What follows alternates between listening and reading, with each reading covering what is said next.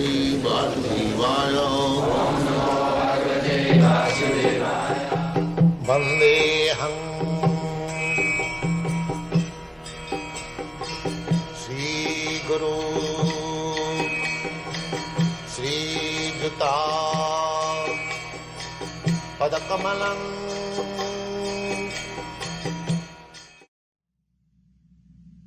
Is there any way for a Christian to, without the help of a spiritual master, to reach the spiritual sky through believing in the words of Jesus Christ and trying to follow His teachings?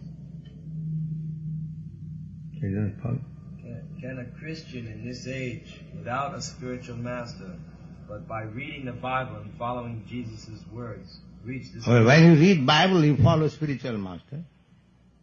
How can you say without? As soon as you read Bible, that means you are following the instruction of Lord Jesus Christ. That means you are following spiritual master. So where is this opportunity of being without spiritual master? I was referring to a living spiritual master. It is the spiritual master is not the question of spiritual master is eternal. Spiritual master is eternal. So your question is without spiritual master. Without spiritual master you cannot be at any stage of your life. You may accept this spiritual master or that spiritual master. That is different. But you have to accept. As you say that by reading Bible, when you read Bible, that means you are following the spiritual master represented by some priest or some clergyman in the line of Lord Jesus Christ.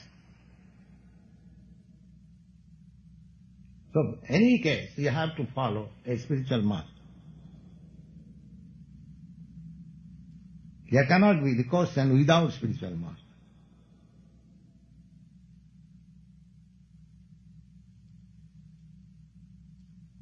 Is that clear?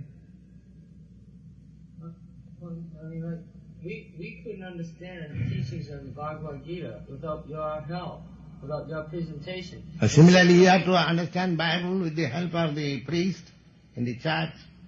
Yeah, but is he receiving a good interpretation from his disciplic succession or his bishop? Because there seems to be some kind of a discrepancy in the interpretation of the Bible.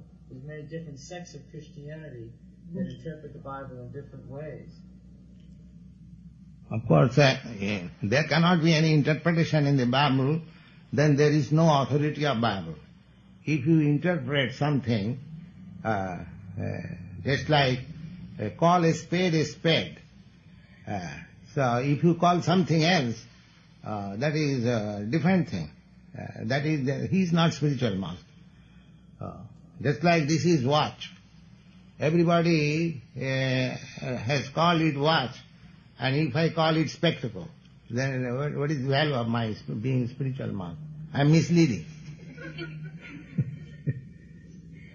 It is watch. That I must say. So when there is misinterpretation, he is not a bona fide spiritual master. He is not spiritual master, what is called a bona fide. If I want to teach you how to see this watch, I can say that this is called watch, and this is called hand, and this is called time indication, this called... So that is nice. And if I say that everybody says it is watch, I say it is spectacle, then what kind of spiritual master I am? Reject him immediately. That intelligence you must have. Who is a pseudo-spiritual master or real spiritual master. Otherwise you will be cheated. And that is being done. Everyone is interpreting in his own way. The Bhagavad Gita, there are thousands of editions and they have tried to interpret in their own way. All nonsense. This should be all thrown away.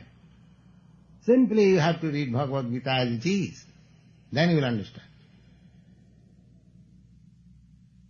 There is no question of interpretation. Then the authority is gone. As soon as you interpret, then there is no authority. law book. Do you mean to say in the court, if you say before the judge, my dear Lord, I interpret this passage in this way, will it be accepted? The judge will at once say, who are you to interpret? You have no right. Then what is the authority of this law book?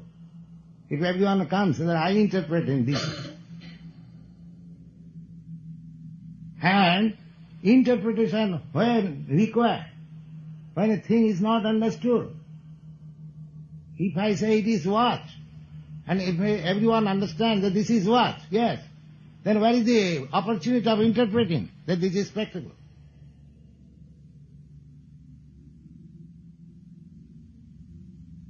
If anyone can understand the clear passage, just like in the Bible, God said, let there be creation, and there was creation. But what is the question of interpretation? Yes, God created. You cannot create. But what is the opportunity of interpretation?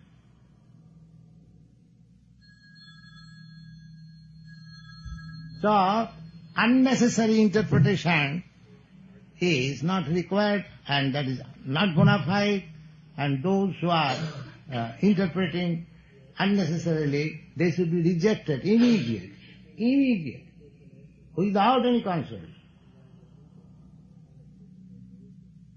God said, let there be creation.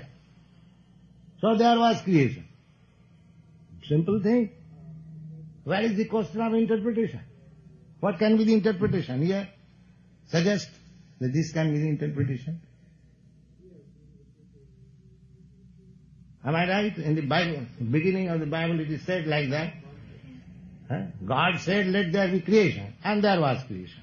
So what is your interpretation? Tell me, what is your interpretation? Is there any possibility of interpretation? Can any one of you suggest? Then what is the opportunity of interpretation? One can explain, that is the one thing. But the fact that God created, that will remain, that we cannot change. Now, how that creative process took place, that is explained in Bhagavatam.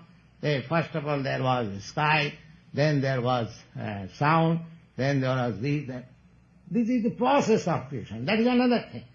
But the fact, the primary fact that God created, that will remain at any circumstances. Not the rascal scientist says, oh, there was a chunk and it is split up, and there was these planets, perhaps these, and likely these, all this nonsense. They will simply interpret likely, perhaps. That is not science, likely, perhaps. Why perhaps? Here is clear statement. God created. That's all. Correct?